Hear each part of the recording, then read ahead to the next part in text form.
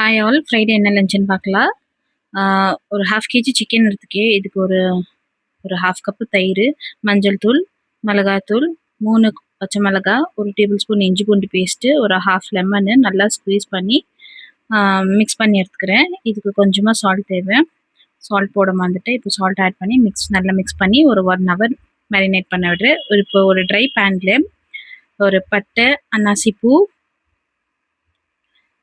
தனியா, மிளகு, சோம்பு, சீரகம், பட்டை, லவங்க, அப்புறமா காடமம், ஏலக்காய் இதெல்லாம் போட்டு நல்லா ட்ரை ரோஸ்ட் பண்ணி எடுத்துக்கலாம். இப்போது இது பேஸ்ட் பண்ணலாம். புதினா, கொத்தமல்லி, அப்புறமா பச்சை மிளகாய் இது 3 பேஸ்ட் பண்ணி வச்சுருக்கேன். இப்போது ஒரு பேனில் ஆயிலு, கீ, ஹோல் ஸ்பைசஸ் போட்டு நல்லா அரோமா ஸ்மெல் போகிற மட்டும் ரோஸ்ட் பண்ணிக்கலாம். இப்போ ஒரு 2 ஆனியனு நல்லா ஸ்லேஸாக கட் பண்ணி வச்சுருக்கேன், அதுவும் ஆட் பண்ணிக்கிறேன். இப்போ இது கலர் வந்து பிங்கிஷ் கலரில் ஆனாலும் ஒரு டேபிள் ஸ்பூன் இஞ்சி பூண்டு பேஸ்ட் போட்டுக்கிறேன். ஆல்ரெடி நான் மேரினேட் பண்ணதில் ஒரு டேபிள் ஸ்பூன் போட்டேன். ஸோ இப்போ அது நல்லா ரோஸ்ட் ஆனாலும் தக்காளி ஆட் பண்ணி இப்போ இது நல்லா ஸ்மாஷ் ஆகிற மட்டும் குக் பண்ணி எடுத்துக்கலாம்.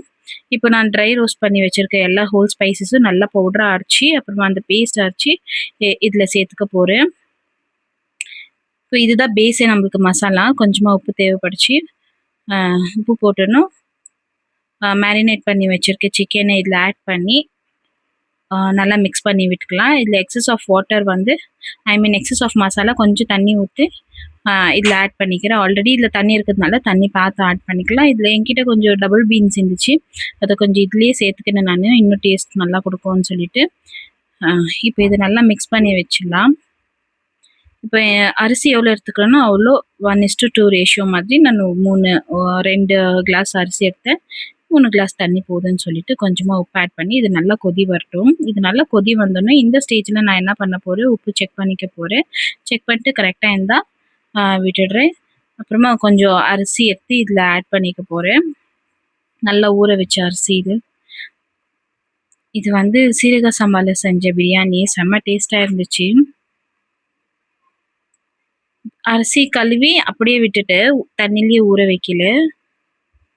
இப்போ இது அரிசி போட்டு நல்லா ஒரு 5 மினிட்ஸ் நல்லா கொதிக்க விடலாம். 5 மினிட்ஸ் கொதிக்க விட்டுன்னு நல்லா ஒரு மிக்ஸ் கொடுத்துட்டு இப்போ லோ ஃப்ளேமில் 10 மினிட்ஸ் கரெக்டாக 10 மினிட்ஸ் ஒரு ஹெவியான வெயிட்டு அது மேலே வச்சு 10 மினிட்ஸ் ஆனணும். ஓப்பன் பண்ணி பார்த்தா வாவ் செம்ம டேஸ்ட்டாக இருந்துச்சு, சூப்பராக இருந்துச்சு.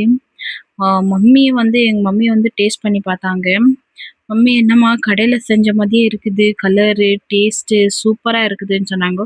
மம்மி கொடுத்த காம்ப்ளிமெண்ட்ஸு போதுன்னு சொல்லிட்டு ஓகே. பிரியாணியில் எத்தனையோ பிரியாணி பண்ணுறேன், இந்த மாதிரி பிரியாணி நீங்கள்